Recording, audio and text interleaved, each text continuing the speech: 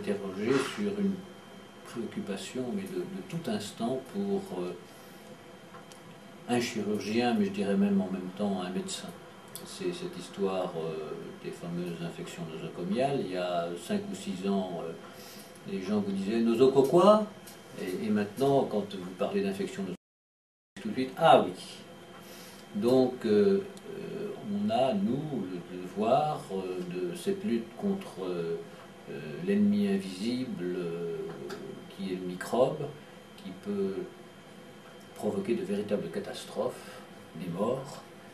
Et l'attention a été à juste titre attirée sur cette grosse complication de la médecine, et plus particulièrement de la médecine dite invasive, qui est représentée par la chirurgie, mais aussi par d'autres gestes qu'on ne qualifie pas de chirurgicaux. Donc c'est une préoccupation permanente. Et je dis que l'ennemi est invisible parce que vous ne pouvez jamais appeler quelqu'un et lui dire tiens, regarde, le staphylocoque, il est en train de passer de la chambre de monsieur Untel à la chambre de monsieur Untel, le staphylocoque, on ne le voit pas. Et donc, on n'aura jamais gagné. On aura toujours des infections.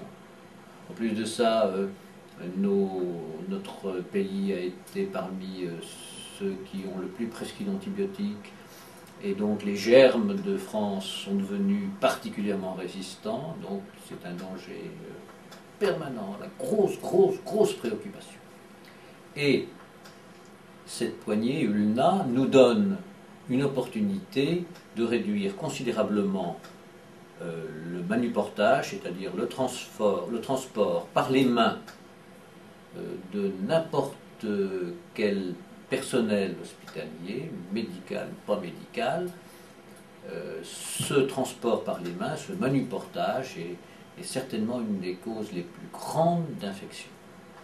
Et cette poignée a l'avantage donc de ne pas provoquer le manuportage des germes, de ne pas provoquer l'accumulation par les mains sur une poignée de porte de germes qu'on va après distribuer partout. Et en même temps, son design, comme on dit aujourd'hui, très particulier, fait que toute personne qui rentre dans un établissement et qui voit ces poignées se dit tiens, qu'est-ce que c'est que ces poignées? Pourquoi ils ont fait ça? Et à ce moment-là, on réfléchit, on dit ah, infection nosocomiale. Et ça, c'est valable pour le visiteur, mais c'est encore plus valable pour le personnel qui quotidiennement voit son réflexe changer. Je ne prends plus la poignée par la main, mais j'ouvre avec mon avant-bras qui est beaucoup moins souillé. Et donc, en permanence, je pense que finalement, je vais aller faire mon soin.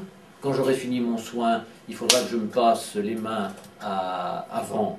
D'abord, il faudra que je passe mes mains à une solution hydroalcoolique. Quand j'aurai fini mon soin, à nouveau la solution hydroalcoolique. Et quand je sortirai de la chambre, j'ouvrirai la porte avec le coude. Et on progressera. Même si le progrès est de 1 ou 3% dans les infections nosocomiales, ce sera plusieurs milliers de gens qui seront soulagés de grandes souffrances, et puis ce sera également une très grande économie de santé. Et Dieu sait si c'est préoccupant. Cette préoccupation vis-à-vis du nosocomial, elle est partout, à tous les étages de la hiérarchie et à tous les étages de la clinique ou de l'hôpital. Et donc, je crois beaucoup, moi, au facteur rappel permanent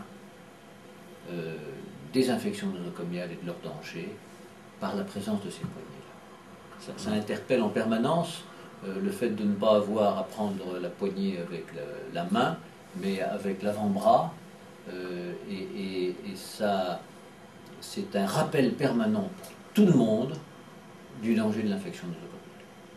Donc c'est une des vertus outre la diminution du manuportage, je crois beaucoup à la vertu de mémorisation permanente du danger infectieux pour tout le monde et à tout niveau dans le territoire des soins d'un établissement hospitalier ou d'une clinique.